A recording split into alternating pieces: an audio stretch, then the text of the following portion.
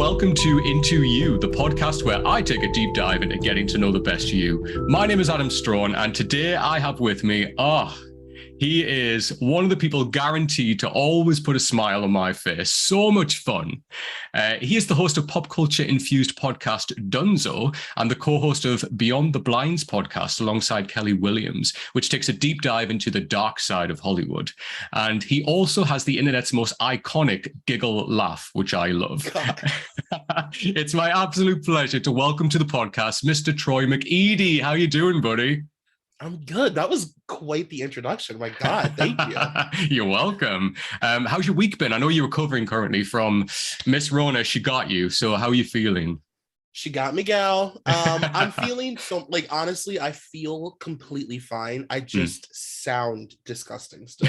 Like, I'm not fully myself. Like, my laugh turns into a cough. Oh, you know man. what I mean? I'm still scaring people, but I feel fine.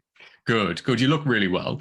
Thank you. Yeah, I remember because I had it like maybe a couple of months ago now, and I think I told you like we asked each other like how was each other doing, but yeah, like for me it was just my throat. I had 2 days of like such a painful throat, and it wasn't even a cough. It was just like anytime I like take a drink of water, anything like that, it was just so painful. But then that kind of went, and then once I was through the worst of it, then I developed the cough afterwards. It was really strange. So I don't know what will happen with you.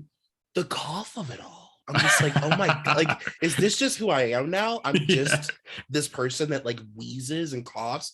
But yeah, I think the worst of it for me was like the body stuff. Like I had like, I was like drenched in sweat, but like freezing. Yeah. And my skin felt really sensitive. So I wanted to like put my blanket on, but it like made me feel weird. Like that stuff is really, you know what I mean? Yeah, that was totally. a nightmare. I know, right? Your temperature is all over the place. It's such a weird thing to suffer with. It's just awful. But with the coughing as well, I completely lost my voice for, God, it must have been like just over a day. So literally I sounded like Macy Gray, like trying to sing. Like honestly, I was so gravel voice on the phone, but kind of worked it. But so I hope you don't get the worst of that as well. Being a podcaster, you can't really lose your voice, right? Yes, it's all I got. It's all I got going on. But let's talk a little bit about how we met. So Troy and I met. It was really like just kind of one of these by chance moments. So like obviously I flew out to Chicago with our mutual friend Zachary Patton Garcia, and we were going to the live show. So like Beyond the Blinds like live, and it was obviously the Kanye West like whole show, right? And we had a pre-brunch kind of meal and drinks beforehand. Even then, like, because kind of like you were sitting like further down the table, so you didn't really get a chance to talk. Even though I think we were aware of each other, but didn't really know each other, right? I know, but it's so weird looking back at that moment though, because I would have been like chatting your ear off now. Oh my God. You know what I mean? Yeah, right. But then it was that, and then obviously, you know, we went to see the show, which was incredible. Like honestly, I had such a blast. And then absolutely. Credit where credit's due, man. And then, it was when kind of like when I got back and everything. And then I think you were putting out some stuff on Dunzo, like on the story, and like everything you like, you know, anything you put out where people could reply, I was replying with Avril Lavigne, just in any opportunity. And then I think, and then you reached out to me and you were like, hey, like, you know, I wish I knew you were more of an Avril stan at the time that we met, because we would have just chatted, right? We would have just gone off on one. And then obviously I appeared on Dunzo, and we did a whole episode. By the way, 20th anniversary of the Let Go album. The album that we covered. Amazing. Have you listened to the re-release of like Breakaway and everything like that that's included? Oh, yes. I was listening to it all day yesterday. It's so good. Right. It's like, I thought about you. I was like, this is such like an Avril. Like when you hear her sing Breakaway, I'm like, this is such an Avril song. Absolutely. Like, don't get me wrong. Like, no shit towards Kelly. She does a great job on it. Absolutely. Avril, for me, sounds the best when she's singing Avril songs. You know, just those songs. So, and when you hear her version of that, even though, you know, melodically it's very similar to Kelly's, it's just that Avril tone for me. Just, it just does things. It can't be beaten for me. I was like, at a certain point, I was like, you seem like an Avril stan. I think that you like Avril Lavigne, correct? Yeah. Am I giving away that vibe? But yeah, 100%. I've always been here for it. And if you want to listen to that episode, make sure you go and check it out over on Dunzo. It's all Let Go. It has my name in the title as well. But yes, Troy and I geek out on that album because, oh my God, that album that album. It's so good. And who knows, we might be doing the next album at some point. We'll see what happens. Yeah, who knows? All right, so let's rewind. Let's go back in time, Troy. So let me get to know you as well a little bit better, as well as everybody else that listens and watches. So let's go back and think about baby Troy. Let's go back in time. So basically just talk to me about, because I don't really know like where you grew up and what you were like, as a kid kind of growing up. So just talk me through that, Troy. Okay, so I grew up in Ohio, and as a kid, I was really, really close to like, I was an only child, and my mom had me when she was really young. So we kind of grew up together, and I grew up around adults. Right. Like I grew up around adult conversation and adults and like just adults. Like I would dabble with children. I would go to school and like go do kid things, but like my safe haven was always like coming back home to like talk to my mom about like soap operas. Honestly, like I was like a weird kid. I was like a 90-year-old kid. You know what I mean? Yeah. Like I was like a real old person as a child. And yeah, I grew up in a pop culture heavy home. I grew up with my mom and my grandmother, and they were both really into like the Oscars and the VMAs and just like celebrity culture. So to me, that was like all I really knew. And then when I would go like, talk to other people's families, I would be like, wait a minute, you don't know Catherine Zeta-Jones? Like how? Like I couldn't even believe it, Yeah. So yeah, that was the vibe. That's pretty cool. So like, all right, so that's really interesting because obviously, you do like Dunzo, you do Beyond the Blinds, which is like very pop culture, obviously focused podcasts. And it's nice that it came organically from just you being brought up next to your mom, right? Who just loved that stuff, ate it up. And, it's interesting because we think about that and we kind of think, who our parents stand, like who they're really into pop culture wise. And then has that bled over into us? So is there any kind of crossover with your mom who's like, she's really into certain people that has made you into those people as well? Or is it has there been a divide or a separation with that? I was really lucky in that sense because my mom and my grandmother both are very pop culture savvy people, but they like different things. Nice. And there's crossover with them too, but they also they occupy different spaces. Right. And I think that helped me a lot growing up. Like my mom, she was really into the classics. My mom loved like Mariah and like Michael and Madonna and Prince and like she taught me all of that stuff, like the sort of what I would consider like the foundation. But then my grandmother is like really, really eccentric. She's like this eccentric lady. And she was always really into like, she taught me about like Sheryl Crow and like, she took me to Lilith Fair as a kid. Yeah, like she took me to my first concert was like, she took me to No Doubt. Oh my, come on, Grandma. Yeah, yeah, she was like really, really progressive and cool. And she like likes really cool music and stuff. So I was lucky in that sense. There was a lot of crossover. I give complete praise to them for that this way. I mean, first of all, what a pair of icons. Like, let it be said. But I think, I can relate to that definitely because, we spoke before, right? So obviously, I'm massively into Avril Lavigne, you get that. But also like, I have a lot of like rock and metal like interests. Like that's a lot of where my music lies. I love that stuff. But growing up, like my mom was like the biggest Whitney Houston stan. So like when it comes to the big, like meaty Whitney Houston tracks, like, stuff like One Moment in Time, one of my all-time favorite songs. It's one of those songs, like, when you listen, it gives you goosebumps. It's one of those songs for me, especially the ending.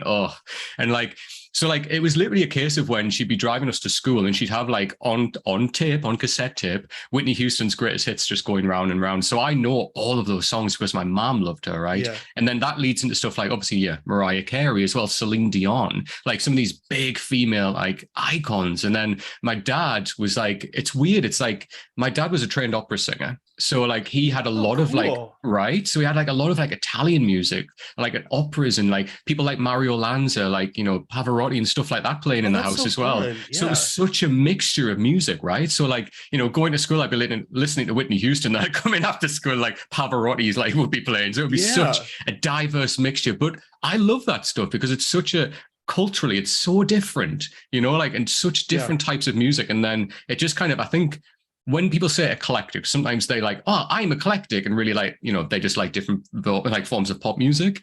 But like for me, it was like literally like opera, Whitney Houston, and then some rock, and so it was such a mixture like that. So I totally relate to you in that respect, where it's our parents who bring us into this stuff, right? And that's why we really like. You're probably the same because we're the same in age as well. So like you'll hear a song from like, you know, the likes of Michael, the likes of like Mariah, and you think, oh my God, it just takes you right back, right? Yeah.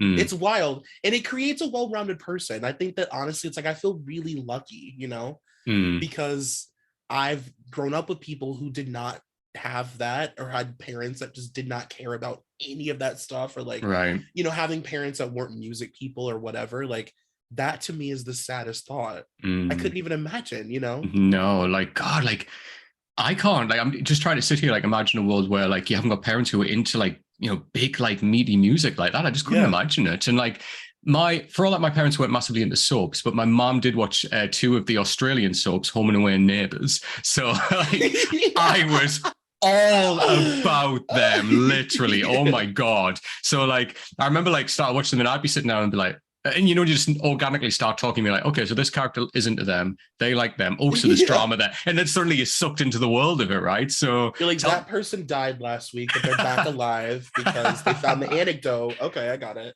That's it. They've just got different hair, different outfit now, but suddenly they were different. Okay, right. I'm on the train. Let's ride this. It's just so fun. But yes, I mean, going to back to when you were really little as well. Who was like, would you say your biggest kind of like, you know, your obsessions that you were like, oh my God, anything they put out, I just eat up? Who would you say like were the big names for you?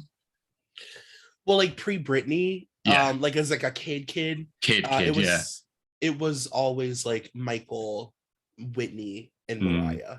Right. Like I think Michael Jackson was like my introduction to like pop culture. Right. Like really appreciating it, like understanding like the nuances of it and all the different things that like go, like all of it, just all of pop culture in general, like the media part of it, like all of that kind of came from my obsession with him as like a kid. Right. Yeah, I would say him for sure. Michael Jackson's such a great one because Michael Jackson, I think, you know, I mean, for starters, it's one of those names where you say that to anybody and they know who you're talking about, right? Like Michael Jackson has such this scale of celebrity, which very few people I think can match. Like he is a global name. Even now, like even after his passing, people still talk about Michael Jackson, right? I mean, the lasting effects of the impact he had on the music industry is undeniable. Like he's just phenomenal. And I think what's nice as well is that my younger brother used to be a massive Michael Jackson fan. So like growing up, we had a lot of Michael Jackson in our house as well, right? But even like, you know, our parents like probably listened to Michael Jackson as well as part of the Jackson 5 and then going out and do his solo work like in the 70s and everything like that, even right up into like early 2000s. And like, oh my God, like even stuff like watching the film like Michael Jackson Moonwalker. Like I remember right? That movie? Oh my God. Like when he turns into a robot and just, I am here Joe for Pesci. it. Right? As the enemy, like just, and Michael Jackson's acting is fantastic throughout. But I just love how he incorporates all of like the songs of like into that. So when you see him do like Smooth Criminal and everything like that, and just the iconicness of the dance routines, the outfits, just he spawned like such a generation of like impact on all different artists. And still even now, like you can see it in artists like Lady Gaga. You can see it in like such current artists as well who still take from Michael Jackson. Honestly, his impact will still be felt for decades. He's an incredible one. And definitely something which, you know, I think, have you done episodes about Michael Jackson on Dunzo? Not like episodes, not like really intense meaty episodes. Like I've done like little sprinkling here and there, little conversations, you know, but I've never like really gone there, you know. Right. Yeah. And it would be interesting because you've got so much like content there, right? From like which era do you pick, and then like which which pop culture moment do we go for here? Like there's so much. So no, I get it. I get it. Have you ever tried moonwalking? Oh, are you kidding? I was that annoying, like only child, like creative kid that would like force the adults to watch me do dumb shit all the time. And like the Michael performances was like, it was a mandatory, like during Thanksgiving, Christmas, like you were all going to watch me dance. I'm going to dance. Yes. You can't stop me. And yeah, it would be like a whole moment. But yeah, when you said like our parents listening to the music, like my mom, that was her first concert. Oh wow. Yeah. And like as a kid, so Michael and Janet were like a really big deal to my mom. And like I think Michael and Janet were her first concerts. Right. So as a kid, I grew up knowing that my mom had this like trunk of like all this stuff that she had from like her childhood, and I didn't really care. And then she introduced me to Michael, and I was like, okay, and I became like obsessed with him. Right. And then when I got older, I realized that my mom had a trunk of like Thriller tour and Control, Janet Jackson Control tour. Oh my things. God. Wow. Just things like pins and like t-shirts and things. And I was just like, wow, like it took me a while to get older and realize like my mom was like really cool. I was like, okay. Has she still got that stuff? Yeah. Yes. Wow. That is priceless. You can never get rid of that stuff. That's amazing. I love that. Wow. Oh my God. I love stuff like that. It's funny when we're talking about moonwalking, because in the Chicago trip, so obviously our mutual friend, Zach Patton Garcia, like he put out a vlog, including some of that when we went to Chicago together. And there's a clip in that of like, I don't know if you've watched it, but there's a clip in that of me, Alistair, and their friend Arden, and I'm teaching them how to moonwalk in the hotel room. No idea why that conversation happened, but it happened. It happened, right? It happens. Sometimes when you've got a wooden floor and socks, what else do you do but moonwalk? I mean, let's be real. Listen, when you grew up in the 90s, your mind just goes to certain places and you can't help it. You know? You've got to educate the kids. That's what you got to do. Exactly. But no, it was so much fun. My younger brother as well, he used to literally put the white plasters like on his fingers and like the way Michael used to. And like he'd have like his trousers short or like the white socks short. All the of loafers. It. Oh my God. Yes. And the hats, like just give me it all back. I'm such a stan. I love it. But let's bring it up to present day, Troy. So obviously I've mentioned you do Dunzo and Beyond the Blind. So for those who are unacquainted, let's ask you a little bit about them. So basically, Troy, tell me, what is Dunzo podcast? So Dunzo is a podcast where I do these sometimes really intense, sometimes light, but still pretty intense deep dives on like old pop culture. And it's mostly pop culture that I think people would find really trivial. Like one of my favorite things to do is take really trivial, in quotes, topics, right, and like really just explode them open and like remind people of how nuanced pop culture can be, no matter what it is. So yeah, it's a lot of forgotten relics of the past that people have just forgotten about, that to me, I'm like, I never forget about because I'm psychotic. That's my pitch. That's my pitch. If we were in Dragon's Den right now, I'd be all in. I love it. But it's great. I mean, you know, like obviously I've been on Dunzo, right? So like to talk a little bit about the episode that we did, it was fantastic. It was just kind of a case of, you know, picking Avril's very first album, Let Go.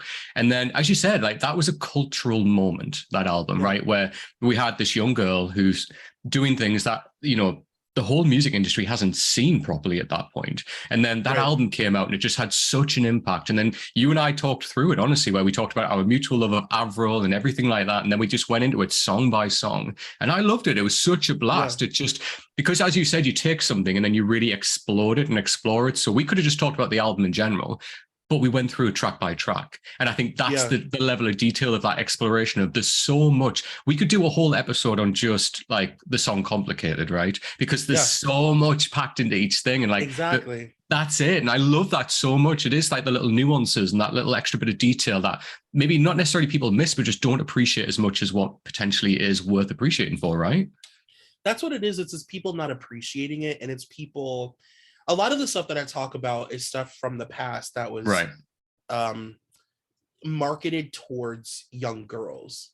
And you'll find that a lot of stuff that was marketed towards young girls, revisiting it was actually like really, like you said, smart and nuanced and complicated, if you will. And the way that people trivialize it is just like so gross. Like I love giving respect to things that I feel have never gotten it in the way that they deserve. And I'm like, even an album review like that, I'm like, from top to bottom, from Skater Boy to Complicated, we're going to give this album every single bit of respect that it deserves. You know, because even a song like Skater Boy that people think is a joke is nuanced. And there's a lot there to unpack, and it's really smart. And, you know, like, I could go on. I just get, you know, I get like impassioned.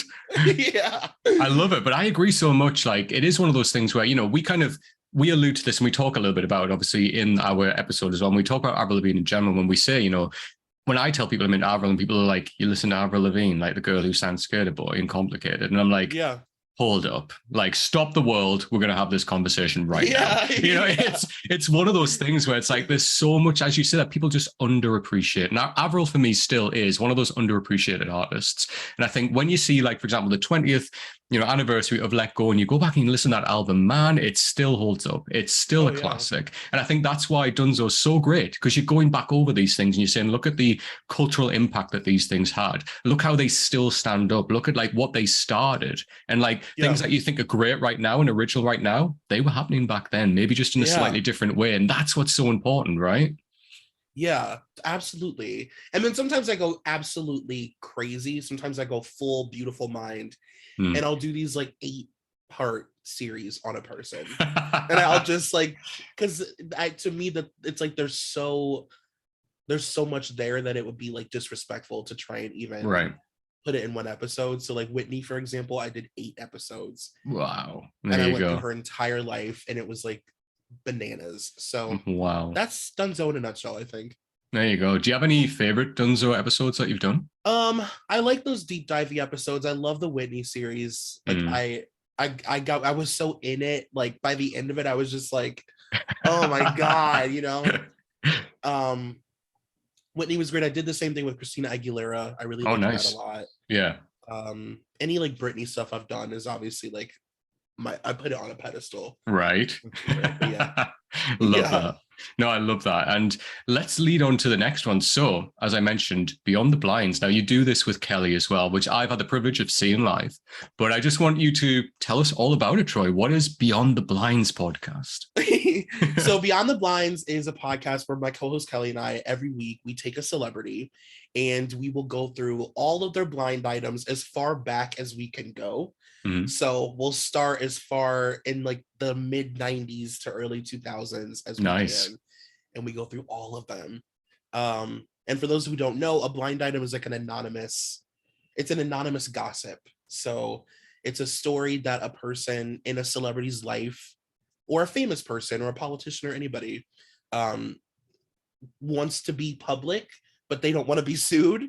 So they release it anonymously. And it's they're very interesting. Oh my God, tell me about it. So what I loved about the show, because obviously when I came to see the show, it was all about Kanye West, right? Which I mean, wow, like the information, a lot there. So much, like suitcases full of information about Kanye West, right? But like what I loved about it is like during like the after part of the show is when you kind of opened it up to the floor, right? And we had like people just screaming celebrity names that you were like, is this person rotted? Is this like just all the names? But what I loved is that, you know, Kelly and yourself were just like, you could just pull like moments. You'd be like, oh yeah, so this person, like, did you hear about this? And like even people in the audience are like, oh my God, I didn't know that. And just your ability to pull things out of your head and just be like, oh yeah, like this happened with this person. Do you guys hear about that? And did you hear about this? Or and then a name would come up and be like, yeah, actually, they're pretty sweet. Nothing bad to tell about them. It's an interesting like mixture of responses from people. But I love that. I love that part of the show and like how you guys have that ability just to be able to do that. Yeah, Kelly and I met through she also had another podcast called Laguna Biatch that became Nostalgia and Now, and it was like a similar thing where she would go back and do rewatches of like The Hills and like Laguna Beach and stuff like that. And so we existed in the same universe podcasting wise when I'm doing Dunzo, and we had each other on each other's shows, and we just sort of realized that there was this like shorthand of like, I was like, oh, you read blind items. I was like, me too, like that's so funny. And we did a Backstreet Boys episode and we talked about like the Backstreet Boys blind items and just like the lore of the Backstreet Boys. Yes. Kelly is a Backstreet Boys girl through and through. She's seen them like thousands of times. Oh, wow. Yeah. So there was a shorthand and I was like, oh, like, you know, like all of the things. Yeah. And then one night she called me, she was out and she was wasted. And she called me and she was like, let's start a podcast together. And I was like, okay. And then here you are, though, you're touring it live, right? Like you're traveling around the country doing it. I mean, are you guys still touring it now? Yeah, we just did a a digital live show in Australia, which was wild. Wow, that's It was insane. insane. And then yeah, we're going back on like tour in like a couple weeks. Actually, we're going to Nashville. So Oh yeah, my I'm God. excited. Can I ask you who you're covering in Nashville, or is that like We try and keep it a secret because we want each show to be special. okay, Like okay. we want each show to feel like it's own thing. That's fair. But what I will say is that we cover a person from each city that we're going to. I was just going to ask if you're going to lean into that country vibe. I love that. That is awesome. Oh my God. Oh, that's exciting. I can't wait to hear about that because that's so interesting, right? Especially, I mean, country music, just to put it out there, is such an interesting one to delve into. So many big icons in that kind of world of country music. Oh man, that'll be incredible. Can't wait to hear about that. I'll tell you all the things. Yes, give me all of the details. How long have you been doing both podcasts? So Dunzo I've been doing for a little over 5 years. And then Beyond the Blinds, we are like hitting our year mark, I think. Oh, really? God. Yeah. That's great. That's crazy. It feels crazy. Like you've been just like the way you guys like lay it out and the way you did it. It feels like you've just been doing it for years. It just feels second nature. That's incredible. Wild. And it's been really crazy. Like I've never had a co-host, I've always podcasted alone. Yeah. And Kelly hasn't either. So like that's been really cool to like when I go back and listen to our old episodes, like listening to us figure out what our show is together. Right.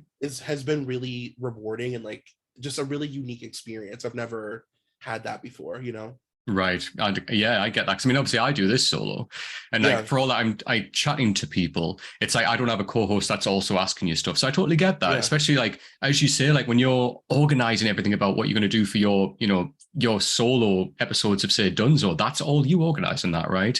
So I get that, like, like I spoke to you about this and like organized everything I want to chat to you about. But if you have a co-host, it must be such a different dynamic when you're like, you talk a little bit about this, I'll talk about this, and we'll kind of just like, we'll both talk about this and just see how that goes. And just the organization, everything behind the scenes must be so different compared to what you do with Dunzo, I'm guessing, right? Oh, it's so different. And it's interesting though, because it's weird. We never really talked about it, but we just sort of had this mutual understanding of like, we'll just sort of keep passing the ball. Like we'll continue because we're both podcasters. Like we both already do this. So it's like she trusts me and I trust her. And like, I trust her to like host episodes and she trusts me to host them.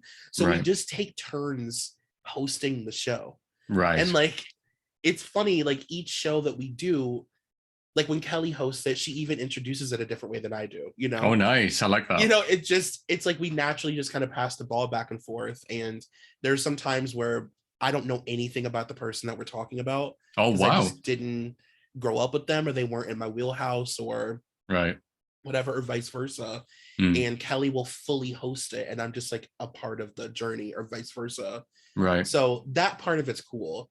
Like having somebody to like lean on, and also like support you, because we talk about like some pretty intense stuff. Yeah. So it's nice to have somebody there to like feel like I'm not doing it alone, Oh, absolutely. And I think that's it. It's the word is trust. You have trust in Kelly to be able to like host that, to do her thing and like knows that you're there just to, bounce off with ideas and conversation, everything like that. And man, that's incredible. When you find the magic like that with co-hosting, right? It just works. It doesn't even feel like, oh my God, we have to sort this out. It just works. Like you just do it, right? It's great to see. And you could see that when I saw you guys live. That's what I mean. Like when you said you've only been doing it for about a year, to watch you guys, it's like you've been doing it for like 5 years. Like, this is just run of the mill, another day in the office. We got this. We know how to perform. We know how to do this. I appreciate that. Honestly, Thank man, you're really welcome. No, honestly, it's true. And I really like Kelly as well. She's really enthusiastic when she goes into things. And I love that. And a Backstreet Boys fan, her and I need to talk because you do. Honestly, you really should. Let's go. I mean, Larger Than Life is still on my like gym playlist. That is a banger. I love that song. And the music video, literally, her and I need to talk. Oh my God, you would have so many things to talk about. I think she's seen them like 35 times or something. Holy shit. Some kind of like Guinness record. It's like wild. Yeah, something insane. That is crazy. And you know what? Backstreet Boys, man, like a lot of their songs dip into different genres. You can feel the effects of different things. Like, again, like if we took a deep dive into Backstreet Boys, for example, God, there's so much content to go through there. You know, just from God, I know. Like from As Long As You Love Me, Show Me the Meaning of Being Lonely, like Larger Than Life. We could just go off on everything. Like, that's incredible, man. I'm going to DM Kelly after this. I'm going to be like, Backstreet Boys, let's talk. You should. I'm not kidding. Totally. It's happening. Like, hi, I've met you once, but let's talk about Backstreet Boys. She would be like, yes, absolutely. Yeah. Reels of just text back. Can't wait. All right, Troy. So this section is Geek Out with the Guest. So I asked you prior to this to choose 5 of your favorite moments in pop culture. And then we're going to discuss their impact and why you love them so much. So I have them listed on a separate page here. All right. Now, when you sent me the list, I was like, wow, these are like, they're so varied in just what they're all about. And I think for the periods of time and everything like that. So I am super excited to go into some, like all of them with you. So let's start with the first one. Okay. So this is the release of Spice World. Troy, tell me all about it. Why do you love this so much? So like the Spice Girls were, as for many people our age, major for me, right? Right. Major. Yeah. And I think, you know, it's like, it's hard to explain. It would be really hard to explain to like a younger person the mania of Spice Girls because they were only a full band for 2 years. Yeah. And like all of this has come from a 2-year project, basically. Right. Right. Mm-hmm. And like that's wild, but the impact that the Spice Girls had on me, just I can't even put it into words, you know. No. And the release of that movie, oh, can we just? It felt like there was no like bigger moment. Like at that moment in my life, it felt like the biggest moment. You know, up to that moment, I was like, yeah, this is major. Oh like, my God. We're all gonna go to the theater and watch the Spice Girls on the fucking silver screen for 2 hours. I couldn't even believe it. Like, let's go. Like, oh my God, Spice World. So I mean, the Spice Girls in general, right? Like growing up in England, right? The home country of Spice Girls, you can only imagine. So like I was in primary school and Spice Girls hit, right? So we're talking like, mid to late 90s here, right? Right. I mean, oh my God. So like, I remember like groups of girls in school, 5 of them getting together, deciding who was who, and then just literally in the playground, like just performing the songs and like having their hair the same way. Like whoever was Sporty Spice would just kick every 5 seconds and just, just going for it. But I remember like, at the end of the year, you'd always have like these little like performances of like, there'll be a play on, or there'd be like a little bit of like a talent show type thing. There was all like, for those 2 years, Spice Girls. There was always 5 girls together who would like either perform or lip sync. Who cares? Just Spice. Oh my God. Over and over. All the time. Walking to the front. Stop right now. Thank you for like the whole thing. And like everyone, doesn't matter if you were into the Spice Girls, doesn't matter if you weren't, you just appreciated what was happening because it took over the world. Like girl power, like that came from the Spice Girls, like unbelievable amounts of it just pushed it out into the stratosphere of like, people were just, wow, this is girl power. This is kind of feminism. It's just everything coming to the forefront. And then, I mean, the films, I mean, Spice World, when it came out, so obviously 15th of December, 1997 is when it came out in the UK.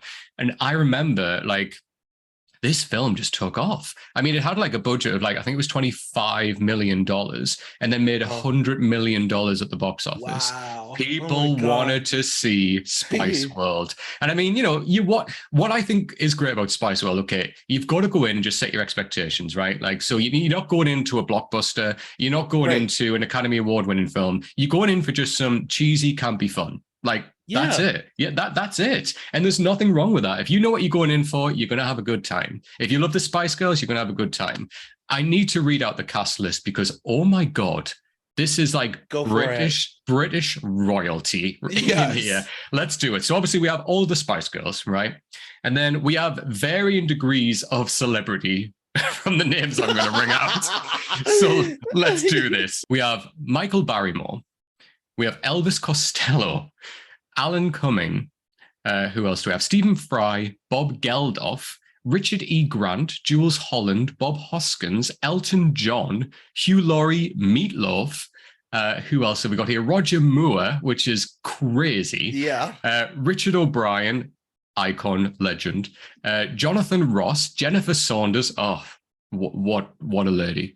Who else? We've got Dominic West as well. I mean, that is just some of the names there. And it's wild. It's stacked. And I love that throughout the film, it's like the Spice Girls are kind of, they're never trying to be anything else, but exactly, they understand who they are. They can take the piss out of themselves throughout. They get it. And I really love that. They're not just trying to be something that they're clearly not. They're just, look, this is just who we are. Let's just have some fun. And I really like that. You know, we get the crazy moments of like, do you remember that scene when is it Victoria Beckham's driving the bus? Driving the bus? It goes over the bridge. It's like and they're all like, oh my God. It's just like this little toy thing just going over the bridge. Yeah, I love it. It's just so campy and so silly and fun, isn't it? It's like it's a parody. That's what's so great. That movie is a parody of Beatles mania. You know what I mean? It's them like making fun of their mania. Yeah, I think that's brilliant. Like, again, another stupid thing where I'm like, no, people don't get it. They really don't. Is so smart and so funny. And you're right. It would have been such a loss if they tried to really do like a real, you know, serious film. Completely agree. You know what I mean? It was smart of them to do something that people could watch 80 million times in a row, low stakes, fun. There are moments in the film that are emotional, and like for a young person, they do resonate, you know? Oh my God, yeah. It's them making fun of their own Beatles mania. And I think that's just the best thing ever. I completely agreed. Like, and you do have those moments when, like, you know, there are conversations about the effects of celebrities, like, of, you know, having that stardom and how it can have take its toll on you. And for all in this silly film, we do have those little moments of that. And it's really nice to see, you know, because that is part of their lives. I mean, we saw, like, you know, if you took a deep dive into the Spice Girls, you would see how it's impacted each of them in different ways. And it's so interesting that they did throw that in there, and just to bring the reality of the situation forward, right? But I mean, I love as well, like, you know, you see them run towards the Royal Albert Hall right at the end of the film, and like they perform there. And like what was really nice is that I was recently, so like last weekend, I was at the Royal Albert Hall. I went to see so they were showing the first film of Lord of the Rings, but like with an orchestra live. So the orchestra was playing the soundtrack live as the film played on a screen. It was first time I've ever been in the Royal Albert Hall. Unbelievable. Like, if you're into that, which I am, like, I was blown away. And Andy Serkis, the guy who does the voice of Gollum, like, came out like on the stage and introduced it. Nobody knew he was going to be there, and everyone was like, that's amazing. The whole place went nuts. Everyone was like, what? Like, nobody had it. It was incredible. But just the fact of, like, you know, when you see that film, like, oh my God, like, I've been there, like, you know, like I've been in that arena, and I love stuff like that. Air. Exactly. I can still smell. But I love stuff like that. You know, when you kind of think like, oh my God, the people that have played here, the people that have like performed here, and I'm in that space right now. I always think about that, like the people that walked in this room. Yes. You know, oh the my people God. that touched this door. Like I think about that with really weird things all the time too. Like Same. Even like when I go into like a city, like whenever I like go into New York. And I like go through the Lincoln Tunnel to like get into the city, I'm always like, this is wild. The people that have gone through the Lincoln Tunnel to get into New York City is wild, you know? Yeah. No, honestly, I love it. I love stuff like that. All right, let's move on to the next one. Now, this for me is just perfection. I love this so much. All right. So this is the song Black or White from Michael Jackson, that music video. Okay, let's just, I mean, where to start? I mean, it is, for me, it's wild, it's wacky. The ending is so different from what we start with. Like, we're talking about the full 11-minute version, right? Not just the reduced version, like the full, let's do it. So, I mean, I have to say, the song itself is one of my favorites from Michael Jackson. It's so upbeat. It's right. It's so upbeat. It's fun. Like, it's one of those songs that, like, it's feel good for me. Like the rhythm and the music, it's feel, you know, when you just get that, after obviously all of the opening, which we'll talk about in a second, you get the and then that just yes. that, Oh God, yes. And then when that guitar bump to the down, down, oh, it just gets you moving, right? I love it so much. But let's go at the beginning. So we get a very young Macaulay Culkin who is jamming out in his bedroom, right? Has the music on full volume.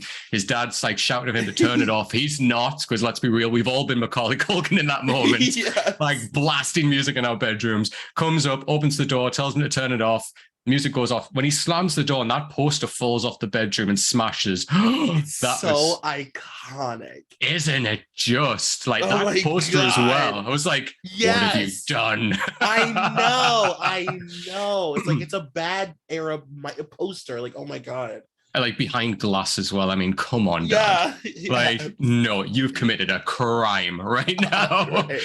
And I love, like, in his like anger, Macaulay Culkin's just like, you know what? Screw this. Wheels the speakers into the living room. Turns it all the way up. I love that his parents aren't even like noticing him. They're just like, his mother's like reading the paper, his dad's watching TV, just not even looking. And then just he's like, hey guys, and has the guitar and just strums and blows his dad out of the house. It's like, such like 90s intensity, right? Yes. Like it's like 90s on steroids. Oh my God. Absolutely. And I love that, like, his mom's just looking up and she's like, your father's going to be really angry when he gets up. Like, that's all you have to say. And then, oh my God. And then obviously, like, as his father lands, we then get Michael Jackson performing in the desert. Now, there are a few racial stereotypes throughout the music video, which it's worth being said. But what I love is that it's such a celebration of different cultures, right? And it's just, I love that he just puts it all in there together, and he's like the constant throughout, right? So he's like kind of just kind of bridging them together and just dancing and just enjoying the different forms of dance with each culture in that. Genius. That's what I love about it so much. What do you think about it, Troy? The intention, like you said, there are some crazy racial stereotypes throughout, especially the beginning. But the intention you can feel. You can feel the intention of, like, you know, like you said, all of these cultures and like the way that it goes from like cinematic, like it looks like this gorgeous, wild, like Steven Spielberg movie set. Oh my God. To then like becoming a movie set. Turning into a different movie set. It just like is so, it's such a cinematic like masterpiece. Honestly, it's a real like feast for the eyes kind of thing. And it's nonstop from the moment that it starts the whole way through. You literally can't look away. And I remember at the time, I just remember being young, and I was obviously really, we were super young when this video came out, right? Yeah. Like babies. But it is some of my earliest memories is like this music video. And I had like an understanding at that point, because my mom was so obsessed with Michael Jackson, that these videos were like, the release of these videos were like a big deal. And like they would release on TV at like 8 p.m. and like millions of people would watch. And it was like a monumental, like earth-stopping moment. Oh my God. Michael Jackson video was releasing. And like the black or white video, I just remember like the spectacle around it, like the special effects was like nothing. Like in movies, they hadn't even done a lot of this stuff yet. And it was just like such a spectacle. Oh my God. Like even now, like as you said, the special effects you're talking about. So obviously, you know, we get the end and like, it's black, it's white, like, and like the faces. Tyra? Yes, love it so much. And like, it's just all of these different faces, like different just races and everything just merging into one. It's the intention of the video just all together there. I love that. But at the time, as you said, we hadn't seen anything like that. And still today, when you watch it, you're like, wow, like it's still, they still merged together really, really well. And just that dancing and everything, how everyone's doing like a different style. As you said, the Tyra, you get like this one guy like circling his head at one point. It's just, I just love it so much. It's like, it is that though. Michael Jackson music videos were always such a big deal. Like I remember, like as you say, when they come out, you'd be like, oh my God, there's a new Michael Jackson music video out. It was like one of those moments where everybody, I mean, we could talk about them all, like Thriller. Come on. God. I mean, you know, like Smooth Criminal, like Remember the Time. Remember the Time. Oh my God. I mean, when he turns into sand, when he spins around, Eddie Murphy, come on. Like, I know, Iman. It's like, honestly, it's honestly crazy. And I feel like that song, Black or White, like, I don't, because you had mentioned it at the beginning, I don't want to like ignore how melodically pleasing that song is. Like, beautiful. it is literally the guitar riff, mm-hmm. and then underneath, like the bass doing that, like, Yep. like, oh my God, it's just so like stunning. I like, and then we get that kind of that really heavy rocky edge, like in the middle when suddenly Michael Jackson's got the fire behind him, and like I love that. It's that, you know, that I am tired of this devil. I'm tired of this stuff. Oh, I just love it so much. It's one of those parts of the songs I just repeat. You know, like if that song comes on in the shower, I'm literally into the shower head, like I'm just giving it all. Like that part of the song and the line, the way he sings. When I saw you kicking dirt in my eye, the way he sings that is just perfect. It's one of those sing to you as loud as you can moments, right? Yes, that's that. I can't believe that you even brought up that moment specifically, because that's like the line. That's the one. It's like, I always like when he says that, you have to just project them to the best of your ability. Completely. And I also love that, like, that time period, the way he was singing, he had incorporated this, like, he really leaned into like the gravel of his voice, and like, you know, he was singing like rock forward, if you will. And I love that. I love that you brought that up, like that, him like really like rasping his voice. I could go on. I could go on. Honestly, we need to talk more about Michael Jackson. But like, I know. You're right. Like when he leaned into that, I mean, like look at Dirty Diana. Like that gravel, that grit in his voice. It's just stunning. Like that's one of my favorite Michael Jackson songs, Dirty Diana. I think it's amazing. And like that slow guitar and just all of that. And then this kind of spoken lyric, and then just that bite of that chorus, beautiful. But you're right, like we got mixtures of the different Michael vocal in this song, and it was just perfect. It's like, you know, that section of that song, you know, like that fiery I'm tired, like is completely different from where we start, but they just mash together, and then we come back to what we know. It's just honestly masterfully done. He was incredible as a musician, like untouchable in many, many ways. I'm just so happy we share a mutual love of this song. Like, it's such a in the video, like it's so specific, you know. I mean, let's talk about the ending. So, all right. So this doesn't even need to happen, but the fact that it happens is iconic. So then we get a Jaguar kind of walks out into the street and then turns into Michael Jackson, right? But then I love that all of the sound, music, everything drops out, and all we can hear is just the scuffs of Michael's feet as he's dancing in the street. We've got like, it's an alleyway, we've got cars, everything like that. It's like nighttime. He kicks a bottle at one point, we hear that smash, and we can hear like, you know, all of those different Michael Jackson sounds that he's known for, right? And then the scuffing of the feet. And this is Michael doing what he does best, which is the iconic dancing. Everything that Michael can do is just on display here. And I love that. There's a lot of heavy crotch action. There's a lot of just, oh my God. And then, but I love that. It's just, you cannot take your eyes off it. From start to finish. Like that was always the thing with Michael. He wasn't just a fantastic voice, he was an incredible dancer, and you're glued to him. And in that section, gets on top of the car, like everything blows up, he rips his shirt off. Screaming. I mean, tell me why you love it, Troy. Why do you love the end section? Well, okay, so I've always really appreciated this idea that Michael Jackson like would present himself as like a non-human. Yes. Yeah. Like a god, sometimes an entity, sometimes a magician. It's like, and you know, he had that like Charlie Chaplin thing, like you know, he loved magic, and like he presented as a magician a lot of the time. Yeah. And he was always pushing that narrative of like, I'm not even of this world, like I'm not even of the human race. Yeah. I'm above human, you know, and that whole thing. And like as a kid, that was extremely effective. Right. Like as a child, I really did believe that Michael was like not human. Like I really believed like, no, he doesn't dance like a human being. It's Michael. Yeah. No, but it was like, and it was true, you know, like it's not even a lie. So when I look back at that part of the video, like it's just really that for me, you know, it's him like presenting as, first of all, him like turning into like the Jaguar, like the whole thing. I was like, yeah, Michael can do that. Michael can just do that. Yeah, it's Michael. Yeah. Like in my mind, it all just made sense.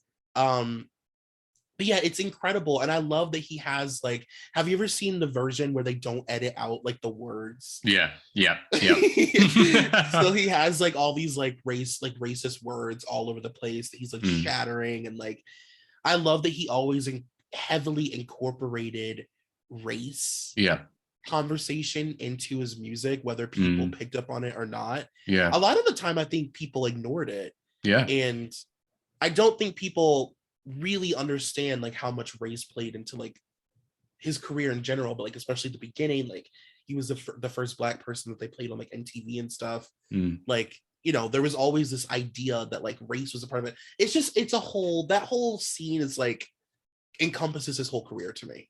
You know, I couldn't agree more. And I love that point you made about Michael Jackson being otherworldly, like beyond like humanity, really. Like he is just this entity, really. And he is like, and like the impact he's left on the music industry is that it's like godlike status, you know. As I said earlier, like you mentioned Michael Jackson's name, anybody knows who you're talking about straight away. Or like, you know, I say Michael Jackson to you, you probably, you know, can picture something in your mind, whether it's a music video, a look, like whatever it is, just something comes to mind straight away. And I'm the same, and everybody will probably have something different. And he's one of those artists where, you know, you can have a different era of Michael that you love so much. Like when we're talking about our parents, like, you know, my mom and dad love Rock With You, like, you know, that Michael, but then I love, you know, like the kind of that Dirty Diana era of Michael, and like kind of really kind of, as you say, the rasp, that growl of his voice starting to come out. Love that. And it's just, it just spans generations. He is one of a kind, and whether we'll have another Michael or not, I'll never ever know. But he just, the impact he had and what he left is just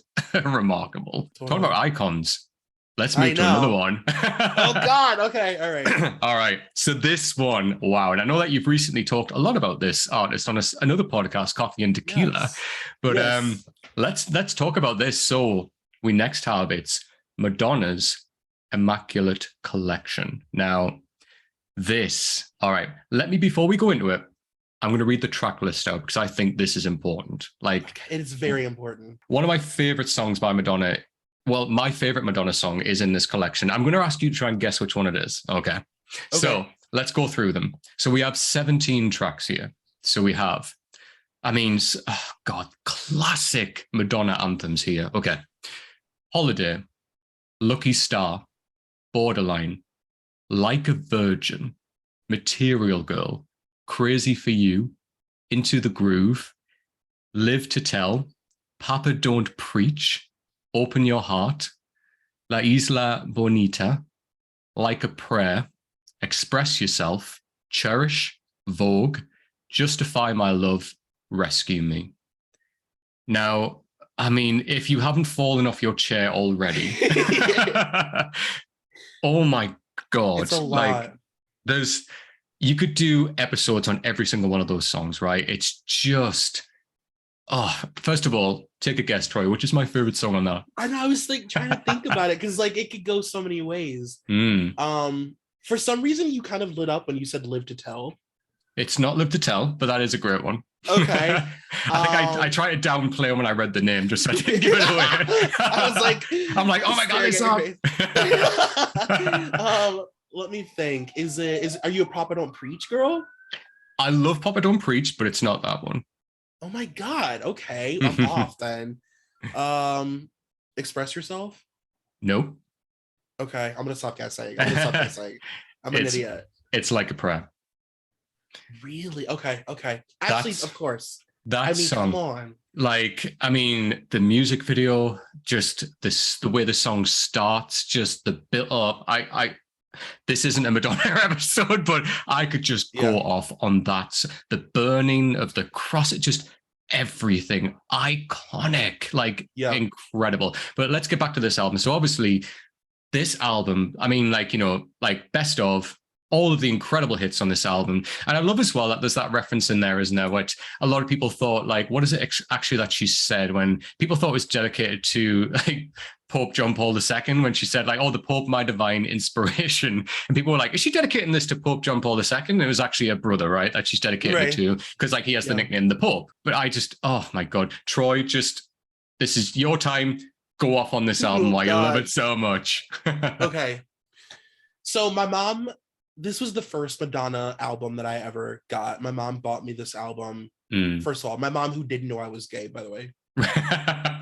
We don't need to go there, but like, girl. Right. So my mom bought me the Immaculate Collection because she knew like I was like kind of getting into Madonna, and she was like, okay, well, if you're gonna get into Madonna, then like this is a good place to start. You know what I mean? Oh yeah. And it just sent me on, I mean, a 34 year, you know, I mean, the Immaculate Collection is perfect because it is all of it's all of the songs that sort of encompass Madonna up to that point. Yeah. Perfectly. And for me, as somebody who grew up loving pop music and like loving pop stars, and you know, the study of pop stars and how they all operate and sort of pick like different little things from each other to pull from. Like I love all of that stuff. And with Madonna, it's like Madonna is the first female pop star. Absolutely. The blueprint. Like she is the first female pop star, and she created all of what it means to be a female pop star. The eras, the attachment to the gay community, the sexual expression, like I mean, all of it, every single thing that you go down the list, all of it is because Madonna just randomly had an interest in that thing, and it became the blueprint for what it is to be a female pop star.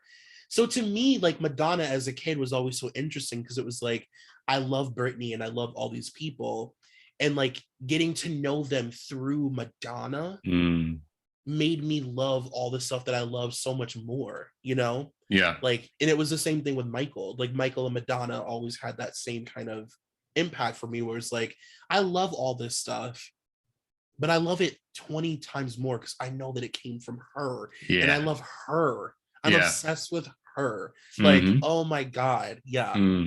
Like, Madonna, kind of in the similar vein as Michael Jackson, is it's generational, right? So like, you know, you look at the era of like, you know, Papa Don't Preach, right? And that's a completely different Madonna to what we have right now. And like, it's just, like there's things that Madonna's done, which as you say, it's been the beginning of things. It's been like, she started that. As you said, the blueprint is the perfect word for Madonna. She started so much. And again, it's one of those names that you say Madonna or anybody, they're like, yep, they might be in a certain era depending on where, you know, they place themselves, but Madonna just has that icon status. And like, she is that original, like I have a friend at work who he just stands Madonna so much. And like, if anyone dares to suggest that anyone's better than Madonna, but like, you can see why. It's just because she's done so much in her career. She's leaned into so many different genres. She's done so much with music videos, with lyrics, with like sounds in songs. I mean, we have like these different, like, we have a country sound in Madonna, which I love. We've got like a really... Can we just? We've got like music videos like Music, right? Like it's just that, oh my God, I mean, great music video. And then, you know, we've got like, as I said, Like a Prayer, which for me is just, like it looks so much like 80s powerhouse. It's just gorgeous. I can watch that so much when she's in the church, when she's singing with a choir behind, just all of it. Yes. Yes, absolutely. Give me that so much. I just, oh my God, I adore it. As I said, like my mom and dad, like my dad's favorite song, let me just double check the track listing. So my dad's favorite song is Crazy for You, like by Madonna, which is God, so good. Right? It's just a nice, I know. Nice and like favorite. I know, right? And it's like my dad, who's like this trained opera singer, right? And then like just loves like Madonna's Crazy for You. And she's really accessible with her music. I think she does speak to so many different people in so many different ways. And it's incredible. You know, like, you know, you guys, so it's worth mentioning, you should go and check out the episode of Coffee and Tequila, which our good friend Zachary Pangarcia and Troy did, all about Madonna. It's phenomenal. I watched it. It was fantastic. You guys should check it out. That was so fun. That was so interesting. really, really good. And that did like, I'm like back in Madonna Yeah. world again, you know, like I'm like listening to all the albums and stuff again. And like, I think one of the interesting things about Madonna and why people have such an intense attachment to her eras, because every pop star has this like era thing, right? Yeah, of course. But none of them compare to Madonna's. I'm sorry, like no person, because she invented it. Yeah. And I think the interesting thing about Madonna's eras, if you will, is that she's masterful at whatever she's doing at that time. She doesn't dip into different things. She masters them. That's the difference. So if you like a certain Madonna, you like it because whatever that thing is, you watched her literally become a master at it. Like I'm an early 2000s Madonna girl, really. So music, American Life, you know, Ray of Light, like that's my all of those like sister albums. Yeah. And watching Madonna learn how to like mix music, the mixing of Confessions on a Dance Floor, the blending of this of it being one big track, and like that's her learning the production, learning to fucking play guitar for American Life. Like it's just watching her not let anything pass her by musically. She's like, no, I'm gonna do every single thing I can do, you know. I'm gonna master music videos, master production, just everything. It's amazing. You know what? Yes. She is like, that's what she does. She's so switched on to, right, if I'm going to do this, I'm going to do it properly. And like, she commits herself 100%, you know, like Madonna's one of those people where like, she'll do what Madonna wants to do. Right. So like if she wants to go into that era, right, I am going in all the way. I mean, look at like when she was walking around with an eye patch on, like, for, you know, like the whole story behind that album.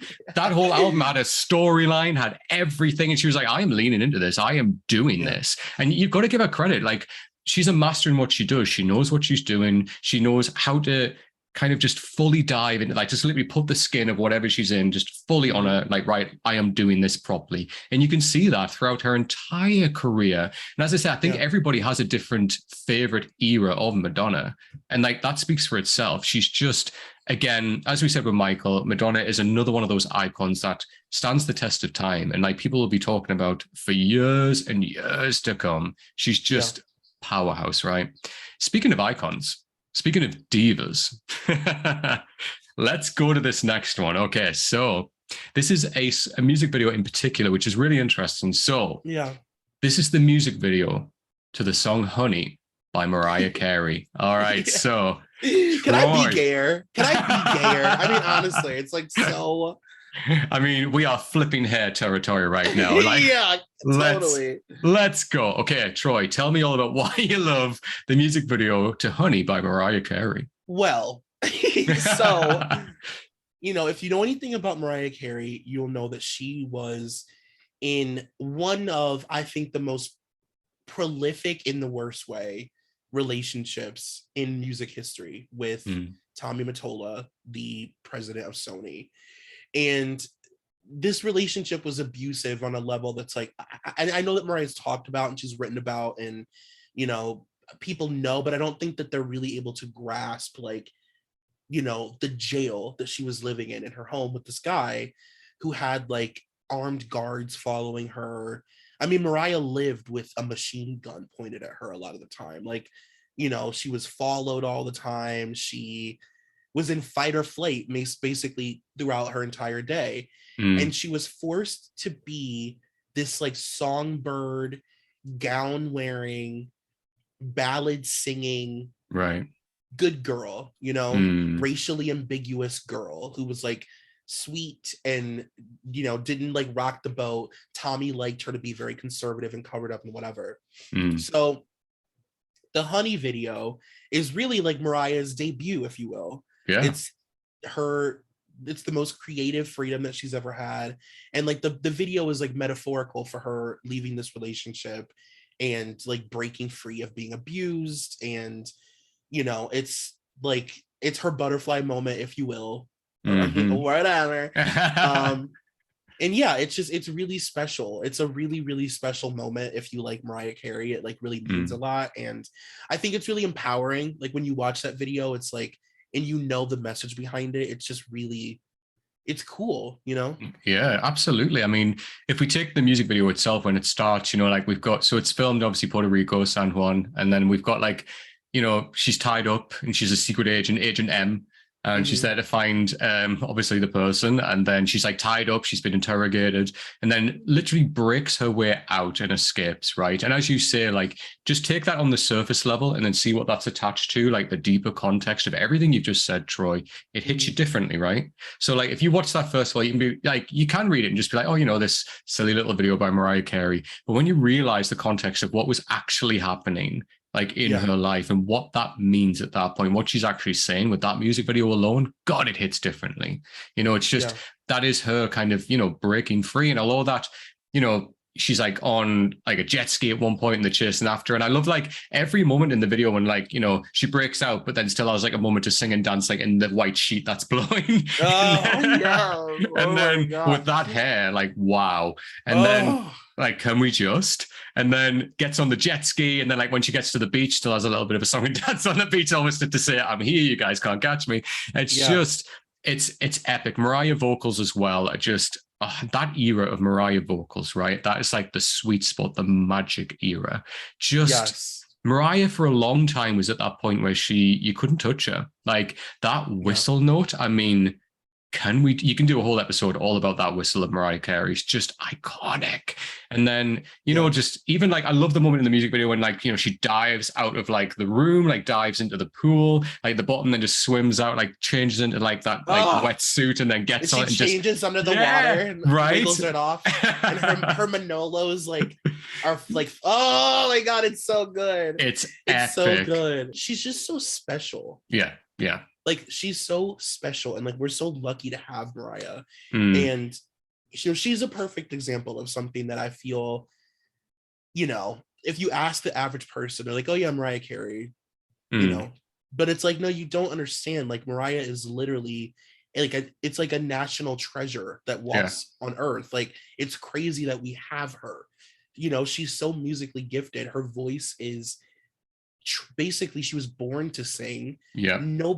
Literally nobody can sing like her. No. And on top of that, she's like gifted in like a genius way. Like she can produce in her writing. I mean, her ability to write music is wild.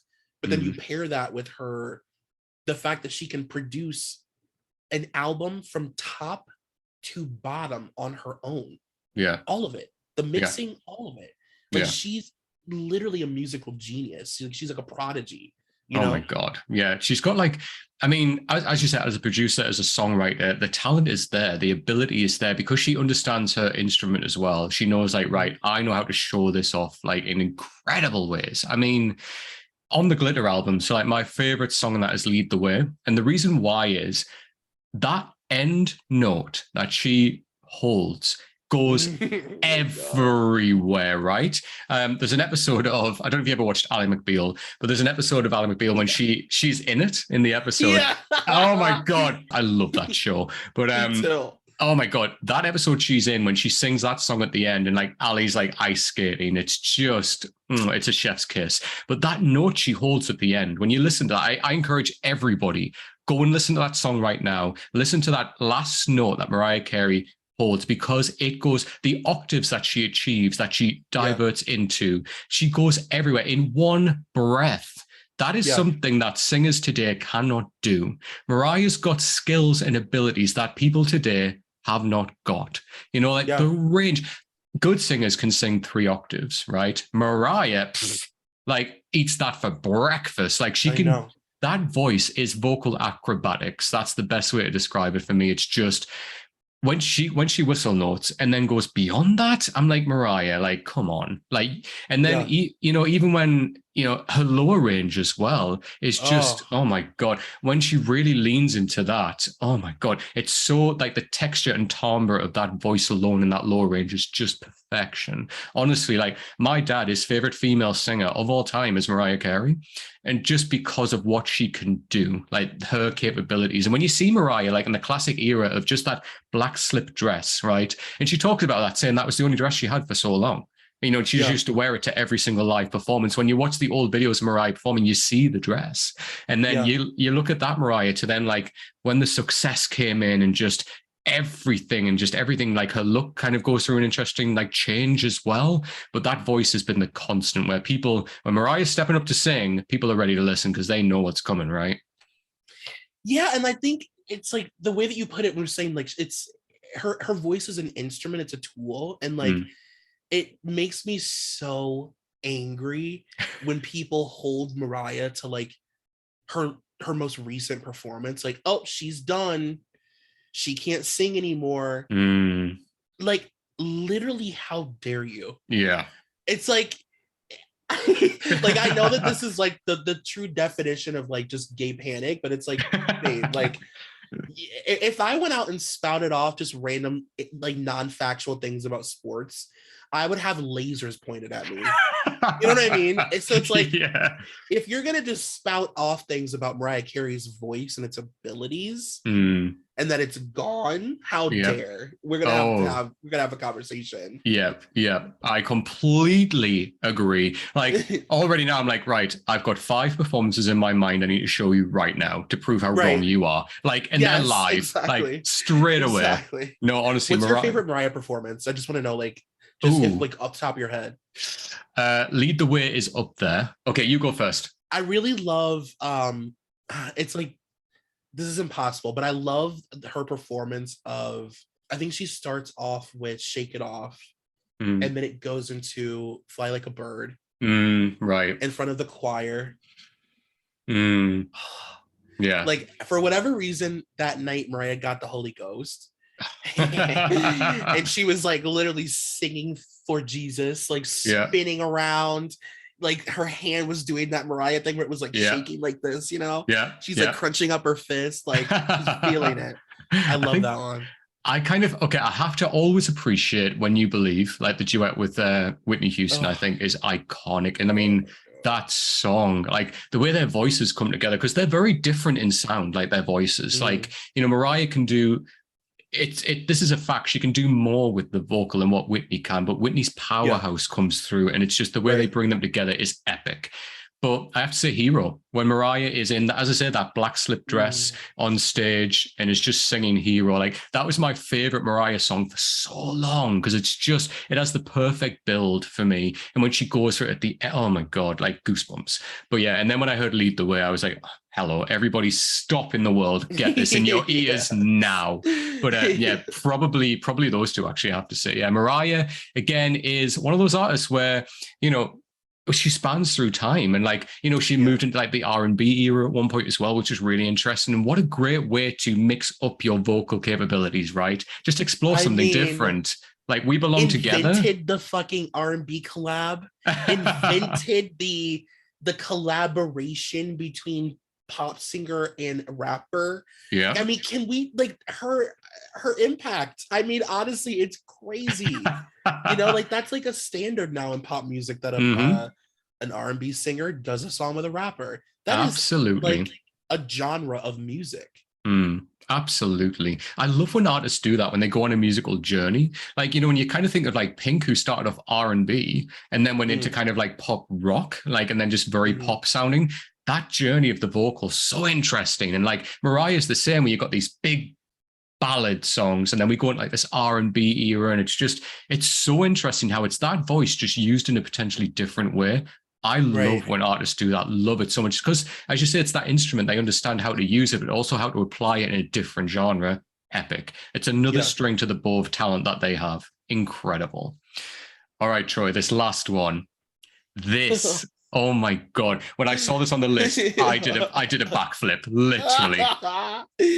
I remember this album coming out. I remember getting it for my birthday. I got the special edition UK version, which had extra tracks on, which, right, I'm going to go through them as well. This is, oh my God, like, yes, this is nostalgia for me. This is the album, Oops, I Did It Again, from the one and only Britney Spears. All right. Let me go through the track list, because this just, everybody, if you're not sitting down, sit down, because you will fall over. Right. So the North American edition, this is the track list that we had. All right. Oops, I Did It Again. Oh, God. Stronger. Oh. I know. Don't Go Knocking on My Door. I Can't Get No Satisfaction. Don't Let Me Be the Last to Know. What You See Is What You Get. Baby, what you... Oh. Lucky. I have something to tell you about Lucky, actually. Okay. One Kiss From You. Where Are You Now? Can't Make You Love Me. When Your Eyes Say It. And Dear Diary. Now, the special edition I had so it went to When Your Eyes Say It, Girl in the Mirror, You Got It All, Heart, and then Dear Diary. So it had a few extra extra tracks. Got it going on. The UK with like they delivered. I mean, can we it's the perfect album of the time, of the era. I mean, let's start like Upside Did It Again. Like that outfit, that music video. I mean, oh my God, like this just, but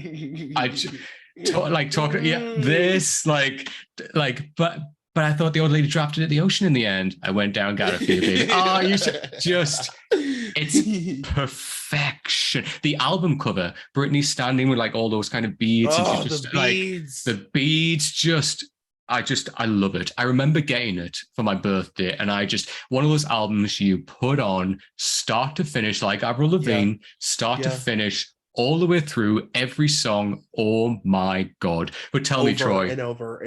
Literally. Oops, I Did It Again. It's on again. Like literally. Yeah, literally. Tell me, Troy, why do you love this so much? This album, so obviously the debut of like Britney, like Baby One More Time was like major for me, right? Of course, yeah. It was huge. But like Oops is so specific because it's like Britney confirming that she's not like a one-hit wonder. She's not a one album wonder, because there was still, even though she had like premiered and like changed the world and like reintroduced pop music and like had become this phenomenon, there was no guarantee that they would be able to do it twice. Yes. And a lot of people didn't think that they would be able to. Like she was written about as somebody that would probably have released like this crazy album and then never be heard from again. Right. So the fact that Oops came out and it was so, I mean, it held the Guinness record up until I think like a year or so ago. It was so successful. Right. It was so like earth-shattering and meteoric, and it had such an intense impact. It shook the entire music industry. Yeah. And it really sent all of these record labels and producers and everybody into a tailspin of like, we've got to get some Britney Spears copycats on our label. And it literally created like a phenomenon of pop music. Like the next decade of our lives really were influenced by the success of this album. And I just think like looking back, you know, when you compare this album to a lot of the other albums that were coming out at the time, her music was really unique in the sense that she was releasing these like intense, like self-assurance songs for like young women. And a lot of the other songs that were coming out were like boyfriend songs, you know, like about paying bills and like being cheated on and shit. And Britney's were all like self-empowerment songs for young women. And that was what like kind of differentiated her music from a lot of people that were releasing music at the time. And I just think when you look back at these songs, like they're like profound for like a young girl growing up in a time when being a young girl is like really gross. You know, like they're really prolific and really profound, and it's just such a seamlessly good, the Max Martin of it all. The Max Martin of it all. I mean, it's just too much. It is. I completely agree. It's like, you know, the difference in songs as well. So you get something like Lucky, like, and then you get something like, you know, like Don't Let Me Be the Last to Know. Like, it just, there's so much meaning in those songs. I mean, it's storytelling. It's Lucky, literally early morning, she wakes up, knock, knock, knock on the door, storytelling straight away. And then we get this beautifully crafted, like, Don't Let Me Be the Last to Know is like, it's top tier. And like, for me, Britney's songwriting, where she's really leaning into, I can write a ballad and really just it's a gorgeous song. It's a really kind of, it's moving on from like almost like maybe adolescence to like proper, right, I can write really emotional, impacting music. Don't Let Me Be the Last One was incredible. The music video, oh my God. But I mean, beautiful. I just can't even. But then, for me, I remember like my best friend was a huge Britney Spears fan. Like still is secretly, let's be real, because he's alive. So and like literally I remember that album dropping, and I remember like obviously the Upside Did It Again music video coming out. We sat and watched that video again. And could you remember, like in the UK we had like music channels where it was just music videos playing, so we had stuff like The Box and like obviously MTV, VH, all the classics. And like this was like VHS era. So like we pop one in and just hit record the music video. Oh, yeah. And do you remember? You'd have like a VHS of all these different music videos and you just watch it back. Yeah. Oops, I Did It Again. That was on repeat constantly. But the one for me that I still reference right now is Stronger. Like that for me, it's powerful, right? And I know like obviously, it's called Stronger. The music video, oh my God, like, can we just, like, the moment she spins on the chair, the moment she bounces the cane up and does this movement and stays still when this massive metal thing spins around her, when she's on the bridge, just, oh my God, hush, just stop. Like, we weren't getting things like this in pop music at the time. Can we just, the pause, then there's nothing you can do, just stunning. And that, like, that mechanical, like, the beat is just like machines. Yep. Like it's literally just the sounds of like steam engines and shit in the background. Like it's such a unique, and that's like, this album also introduces Britney as a dancer. Like I'm glad that you brought up the video in general, because of course Baby One More Time, that era had dancing. Yeah. But like Britney as like a dancer who's like really intensely inspired by Janet and Madonna as dancers. That is this album, and specifically that music video, that chair. Like we had never seen Britney dance like that before, and a lot of people didn't know she could dance like that. And I think that vibe like transcended way beyond like, that became kind of how she was known as a dancer, as this like full out, I call it athletic dancing. Yeah, it's fair. Because I think it's like it's more of like her growing up as like a gymnast and stuff. It's more of like that, Yeah, it's like this intense, like hard, like muscly dancing, It's just power move after power move. Like that's what it is. It's just like, as I say, when I think of like Britney, like still that music video stands out to me with the chair, the cane, like just everything in that music video for me is perfection. It's just a joy. It's Stronger is one of those songs that it just has that bite again. Just that bridge as well, that build to the chorus that you might think that, oh my God. And then we just get the chorus, stunning. For me, it's songwriting perfection. But I need to tell you about Lucky. So like, Lucky, I remember when Lucky came out, and do you know the artist Robbie Williams who sang the song Angels? Yeah. So like, because obviously huge in the UK as part of Take That, and then left and went solo, right?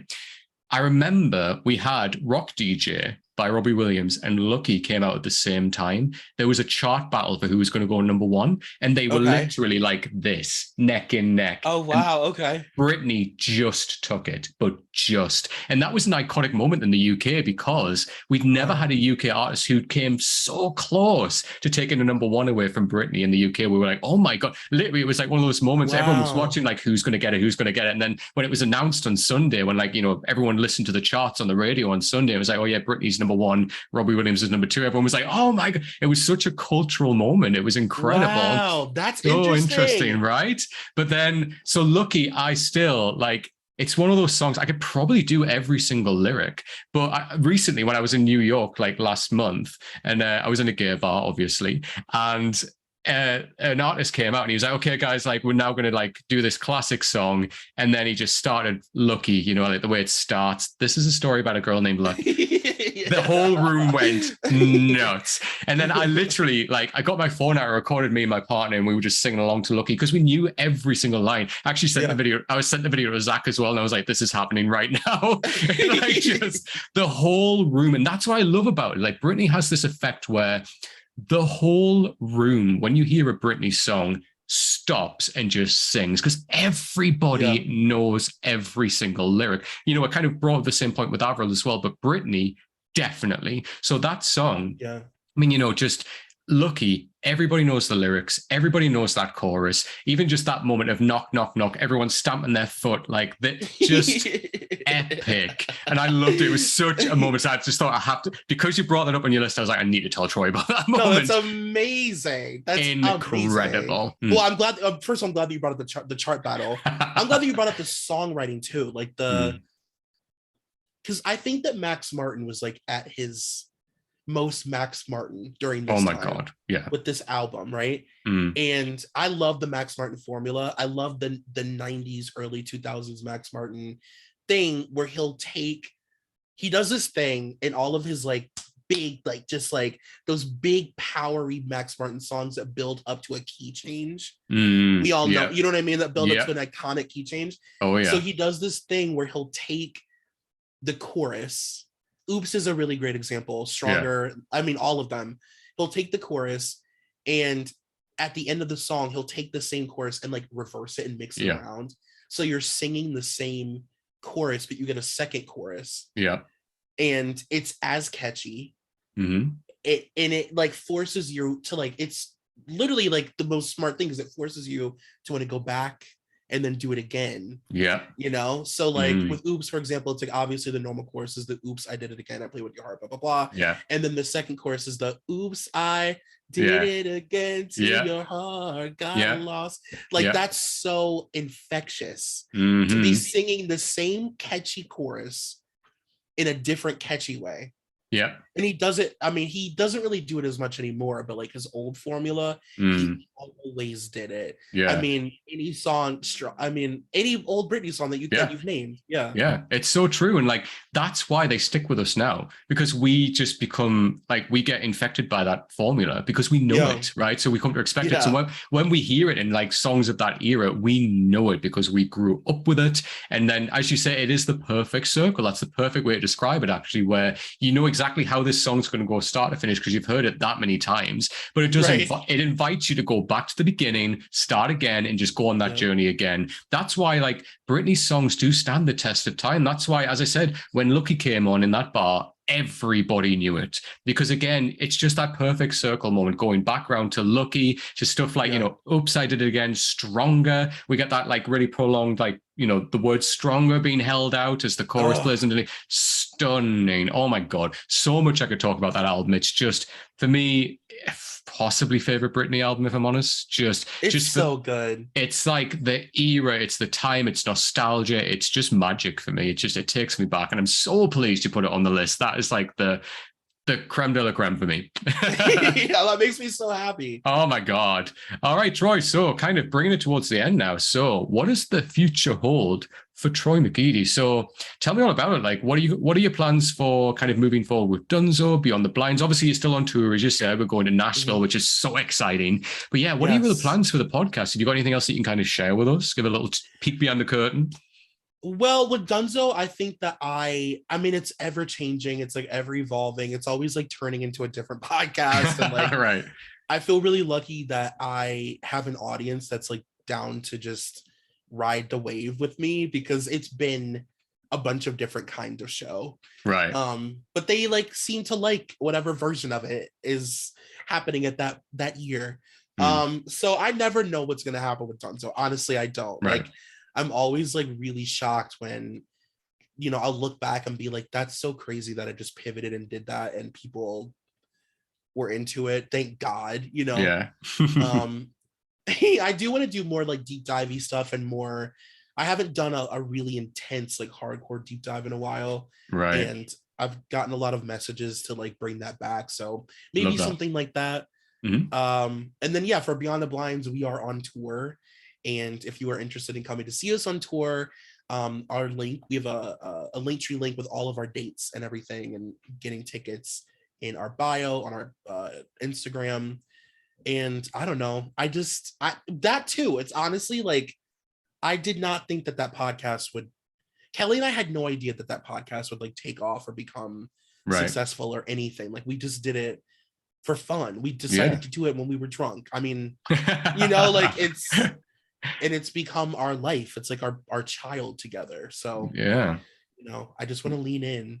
Yeah, do it, Matt. Leaning all the way. It's like, it's incredible. Speaking from experience as someone who's actually seen the show live as well, if you want to check it out, if it's in your city, go and do it, because you will have a blast and learn so much. I learned so much about Kanye West I didn't realize. So yeah, it's a learning experience as well. Absolutely. But honestly, and also hopefully, I mean, in the future, Troy, we might do another episode about Under My Skin, right? That might be bubbling in the background. For sure, that's happening. Because that album, still my favorite Avril album. So I have thoughts, I have feelings, I have notes. I can't wait. That was like, honestly, that Avril episode has remained in my top listened episode since we recorded it. Right. So people love it. So I can't wait to have you back. Thank you so much. I appreciate that. I had such a blast recording that with you, because it was just us fangirling about somebody I love so much. What else do you need in life? Like, that is it. Honestly. That's all you need. Honestly. All right, Troy. So where can everybody find you? Just pimp out all of your social media for us. You can find me I mostly use my Instagram. So it's Dunzo Pod on Instagram. And you can also follow us on Beyond the Blinds on Instagram, just Beyond the Blinds Pod. It's private because we are terrified of being sued constantly. So just request us and we will add you as long as you have a profile picture. And yeah, my podcast is called Dunzo. My second podcast is called Beyond the Blinds. They're on all the things. And yeah, I think that'll do it. There you go. So I have to say, there's a couple of things we've mentioned in the episode. So just to go over them again, check out Dunzo. In particular, if you want to hear Troy and I fangirl about Avril Lavigne, and in particular the Let Go album, go and check out that episode, because it is a blast. I had such fun, and thank you again, Troy, for having me on. It was such a great time. As well, friend of the podcast, good friend of mine and of yours, Zachary Patton Garcia, has Coffee and Tequila, which Troy features on the episode, all about Madonna. Go and check that out. Go and listen. You can watch it on YouTube as well. It's a blast. Zach's a great guy. One of my favorite people. Oh, yes. We love Zach. We love Zach so much. So go and check that out as well. If you want to follow the podcast, obviously, we are on all podcast platforms, so you can just go and download us from wherever you listen to your podcasts. If you want to find us on social media, if you type in Into You Podcast in Instagram, Twitter, we are on everything. If you want to follow me personally, I am at Straughan87. Type that in anywhere and you will see my face. Give me a follow on there as well. So I just want to say a big thank you again, Troy, for coming on. This has been incredible. I've looked forward to this episode so much. It's been a blast. Thank you for having me. I've honestly been so excited to do this, and I knew it would just be a fun pop culture kiki, and that's exactly what it was. And yeah, I'm grateful. Thank you. No, thank you so much, Troy. All right, everybody. And until next time, take care.